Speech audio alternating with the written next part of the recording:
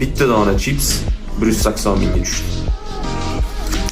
Birinchi gapirish qobiliyatim to'xtab qolar ekan, gapirmayotganman. Ikkinchisi уже og'zim yonishni boshlagan.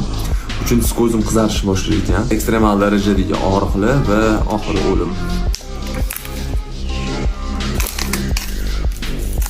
Qo'lingiz bilan tegganingizdan keyin boshqa sezgi organlarga tegish mumkin bo'lsa, kategoriyasi. Bismillah.